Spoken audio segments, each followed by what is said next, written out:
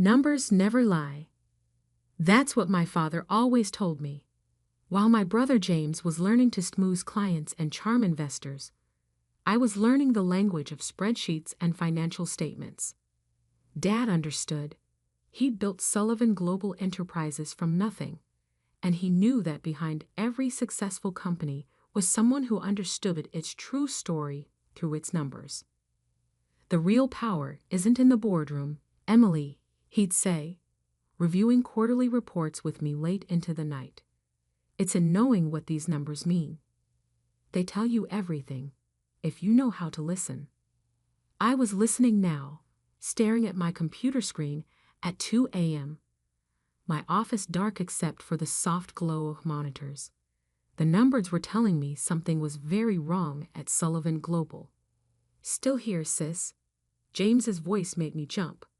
My brother stood in the doorway, impeccable in his tailored suit despite the late hour. You know, normal people go home sometimes. I minimized the spreadsheet quickly, but not before noting the discrepancy in the Asian subsidiary's accounts. $50 million that seemed to appear and disappear like magic. Just finishing up the quarterly audit, I said carefully. Someone has to keep track of the details. James laughed, that rich, confident laugh that had charmed countless investors and business partners. Always the diligent one. That's our Emily, stuck in the details while the rest of us focus on the big picture. The big picture. Like the mysterious new investors James had brought in 3 months ago, right after Dad's stroke. Like the sudden restructuring of our Asian operations. Like the offshore accounts I discovered hidden in layers of shell companies. The board meetings on Monday, James continued, walking into my office uninvited, as always. I'll need the financial reports by tomorrow afternoon. There are some irregularities I need to check first, I said, watching his reaction carefully, especially in the Asian divisions. Just clean it up and sign off. He cut me off, his smile never wavering. You know how these international operations can be. Lots of moving parts. Moving parts, like the $50 million that kept moving in ways that defied both accounting principles and legal regulations. James, I started. As CFO, I have responsibility. As CFO, he laughed again, but there was an edge to it now. Emily, let's be real. You're CFO, because Dad felt guilty about giving me the CEO position. We both know who really runs this company. The words stung, but I kept my face neutral. 15 years I'd worked here, starting in the accounting department right out of college. I'd earned my CPA, then my MBA, worked my way up while James spent his time at charity galas and golf courses. When Dad promoted me to CFO 5 years ago, it wasn't guilt. It was recognition of the 100-hour weeks I'd put in, the millions I'd saved the company through careful financial management. The numbers don't lie, James, I said quietly, echoing Dad's words. And these numbers are telling me something's wrong. His smile vanished. The numbers tell whatever story we need them to tell. That's business, sis. Maybe if you'd spent less time with your spreadsheets and more time in the real world, you'd understand that. I opened my mouth to argue, but my phone buzzed. A text from Maria, my assistant. They're deleting files from the servers, trading records, wire transfers, everything. My heart stopped. I'd asked Maria to monitor the system after hours, suspecting something like this might happen, but I'd hoped I was wrong. Hoped my own brother wouldn't. I can't sign off on these reports, I said, standing up. Not until I understand where this money is really going. James's face hardened. Actually, you won't be signing anything. He pulled an envelope from his jacket. The board has voted to terminate your position effective immediately. The board? I stared at him. There hasn't been a board meeting. Emergency session. Conference call. Your concerns about our international operations were deemed disruptive to company stability. He dropped the envelope on my desk. Clean out your office. Security will escort you out. You can't do this, I said, but even as the words left my mouth, I saw 2 security guards appear in the doorway.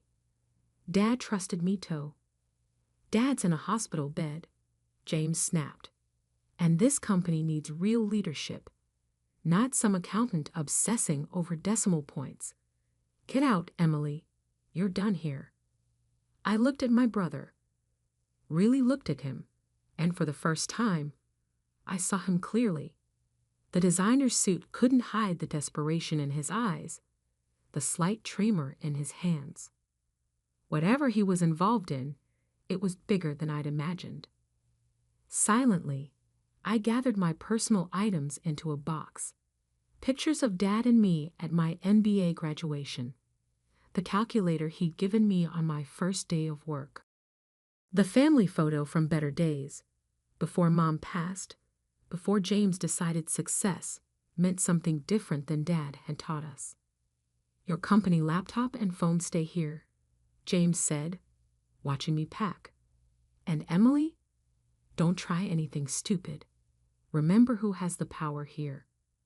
I walked out without a word, past the security guards, past Maria's empty desk, past the portrait of Dad in the lobby. In my car, I pulled out my personal phone and sent 2 messages. First, to Maria, download everything. Use the secure server we discussed. Then to a number I'd hoped I'd never have to use. Robert Torres, my old college roommate, now a senior investigator with the SEC. Remember when you said you owed me a favor? I need it now.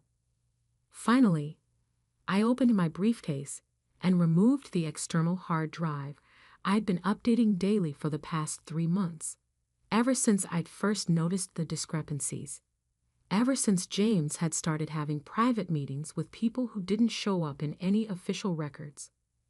The numbers tell you everything, Dad's voice echoed in my memory, if you know how to listen. I'd been listening, Dad, and on Monday, everyone else would hear what the numbers had been telling me. James thought he'd won, thought firing me would silence the questions, bury the truth under layers of corporate bureaucracy and creative accounting. He forgot one crucial detail. I'd been tracking every number, every transaction, every lie for months, and I had proof of all of it. In my rearview mirror, I watched as the lights of Sullivan Global's headquarters grew distant. James would be calling emergency meetings now, trying to cover his tracks, but he'd never been good with details. Never understood that true power wasn't in the boardroom, it was in the numbers. Monday's board meeting would change everything. James just didn't know it yet. The weekend stretched before me like a battlefield waiting to be mapped.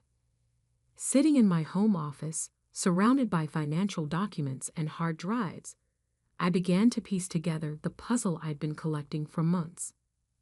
Maria, what's our status? I asked during our secure video call. My assistant, though technically now my ex-assistant, had worked through the night. I got everything, she confirmed, dark circles under her eyes. Trading records, wire transfers, emails. James didn't just delete files. He tried to rewrite them, but he doesn't know about our backup server. I smiled grimly. James had always underestimated the tech nerds, as he called them. What about the Asian subsidiaries? That's where it gets interesting. Maria shared her screen, showing a complex web of transactions. Remember that $50 million that kept disappearing? I traced it. They've been using our legitimate Asian operations as a front for money laundering. I finished, the pieces finally clicking into place. The new investors James brought in after Dad's stroke. They're using our company to clean dirty money. The scope of it was staggering. For 3 months, they've been running a sophisticated scheme, using Sullivan Global's reputation and international presence to make illegal funds appear legitimate. No wonder James had been so desperate to keep me away from the real numbers. My phone buzzed. Robert Torres from the SEC. Emily, his voice was serious. I've reviewed what you sent. This is bigger than corporate fraud. We're talking international money laundering, possible connections to organized crime. Are you sure you want to get involved? These people are destroying my father's company, I replied. I don't have a choice. Then we do this officially. I'm bringing in my team. But Emily, be careful. People like this, they don't just fire whistleblowers.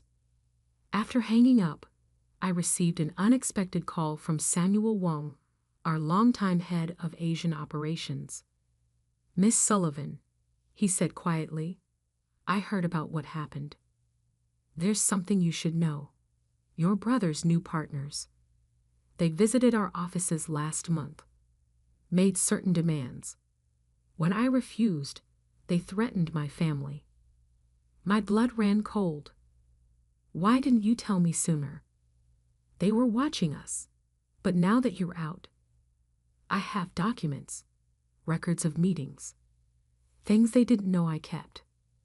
Send everything, securely, and Samuel, get your family somewhere safe. Throughout Saturday, more allies emerged. Junior accountants who'd noticed discrepancies but been afraid to speak up. It's staff who'd been ordered to modify records. Even our old family lawyer, who'd resigned, rather than sign off on suspicious documents. Your father would be proud, he told me. He always said you were the one who truly understood the business. But James wasn't idle. By Saturday evening, Maria reported that he'd called an emergency executive meeting. They were planning to present a completely revised set of financial statements at Monday's board meeting, ones that would hide all traces of their illegal activities. They're going to pin any irregularities on you, Maria warned. Paint you as a disgruntled employee making false accusations. I worked through the night, organizing evidence, building an airtight case.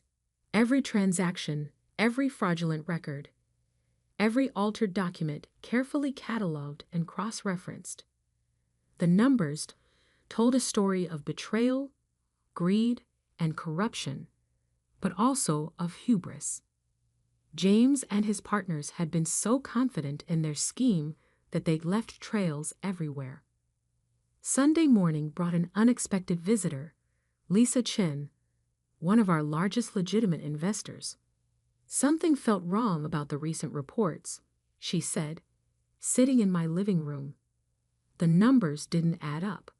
When I asked questions, your brother gave smooth answers, but no real explanations.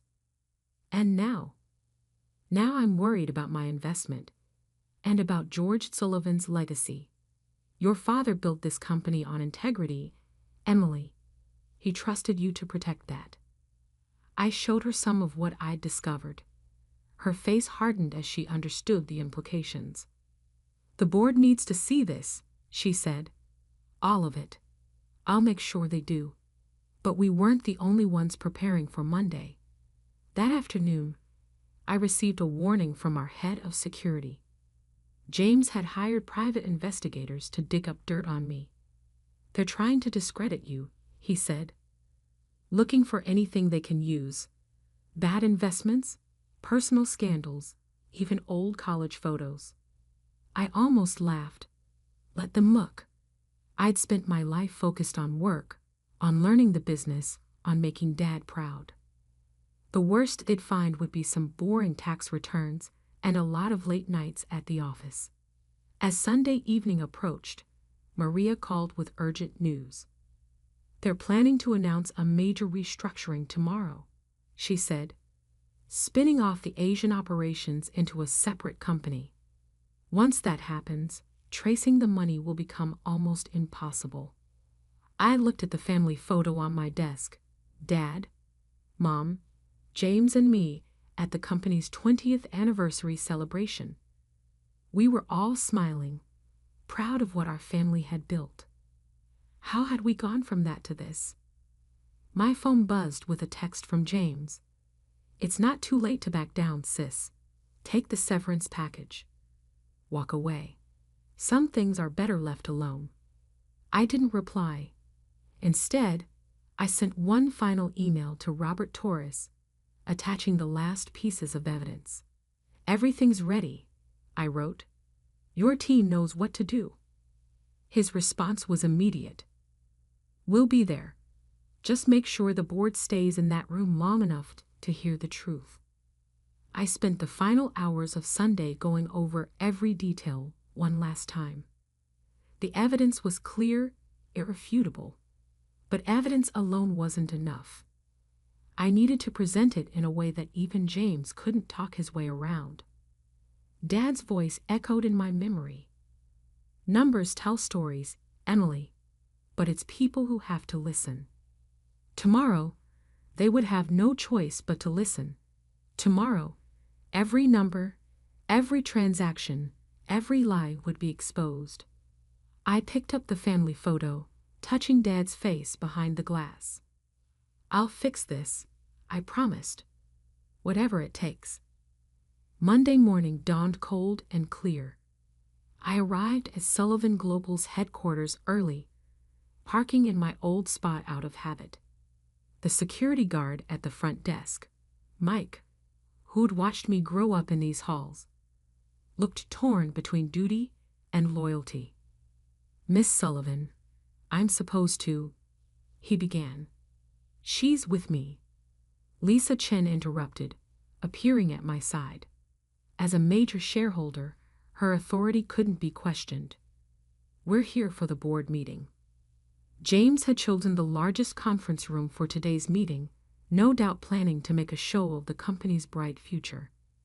As board members filed in, I sat quietly in the back, ignoring the whispers and stares.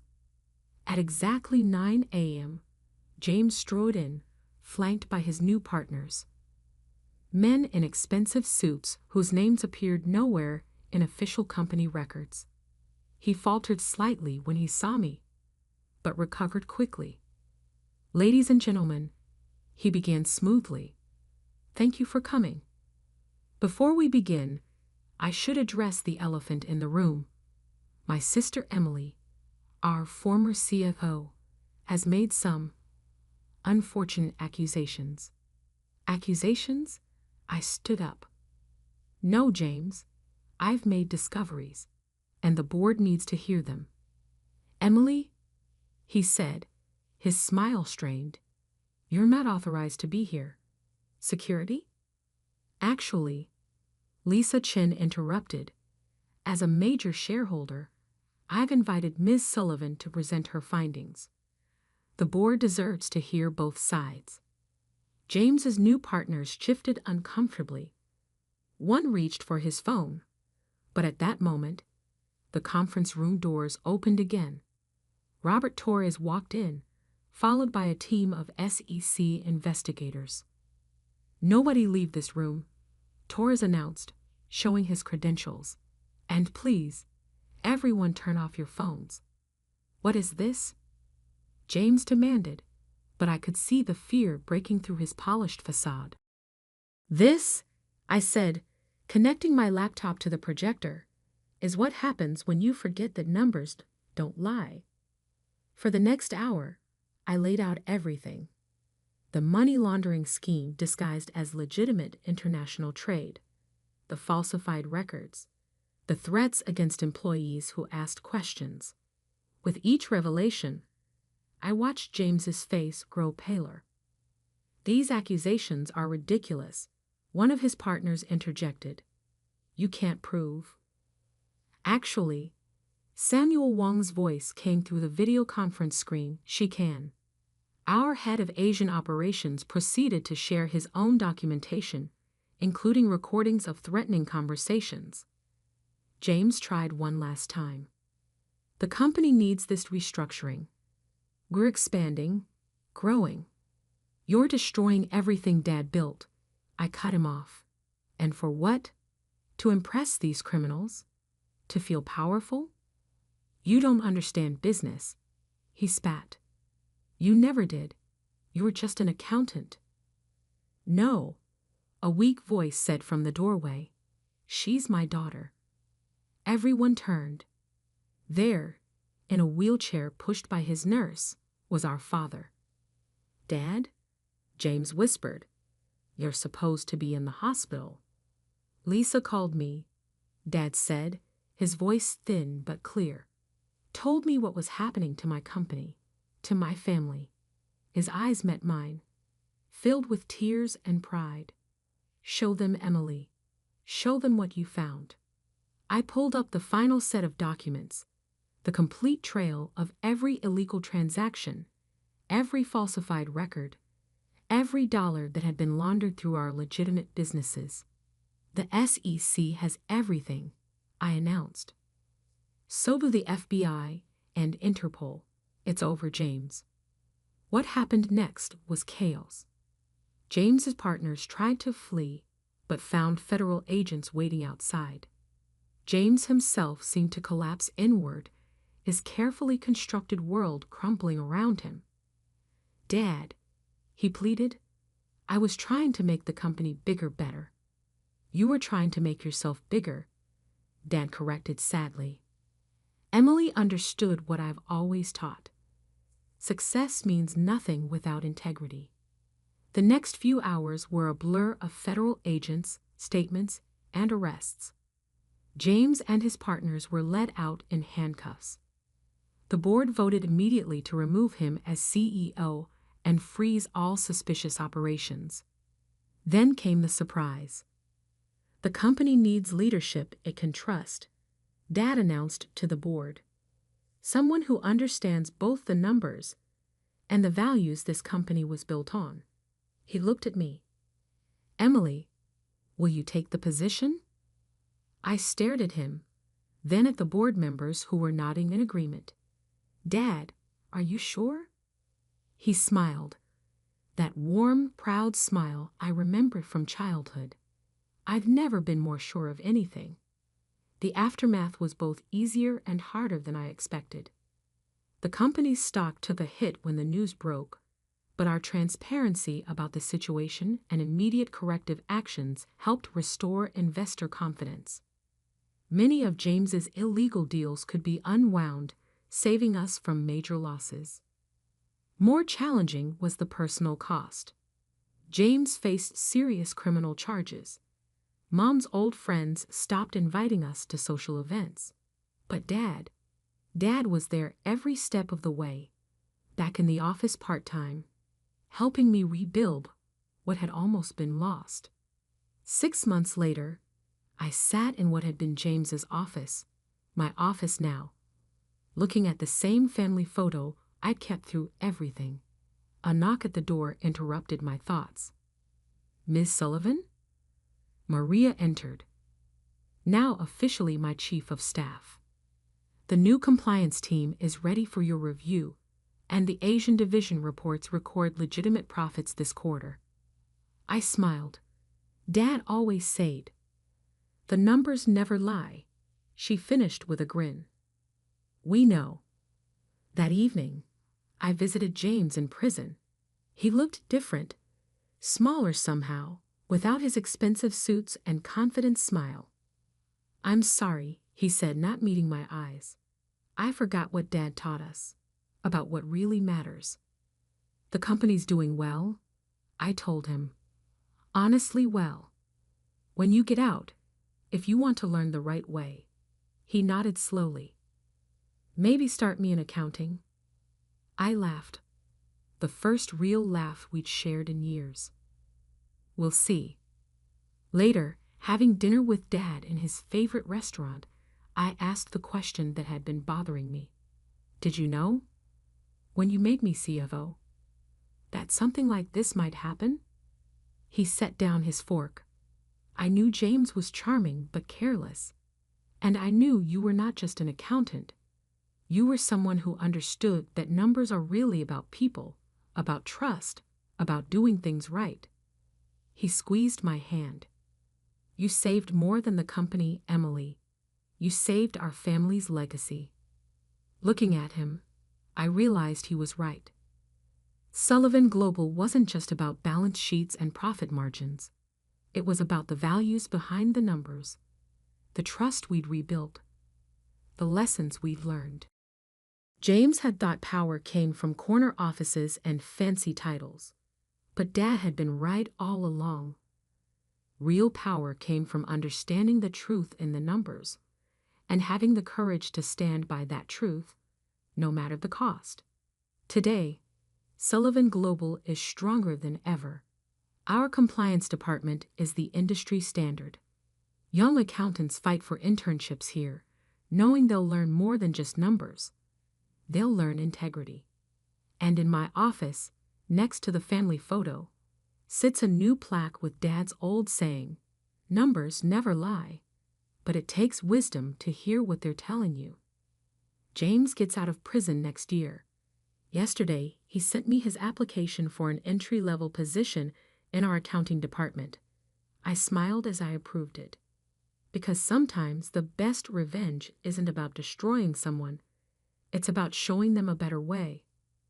One honest number at a time.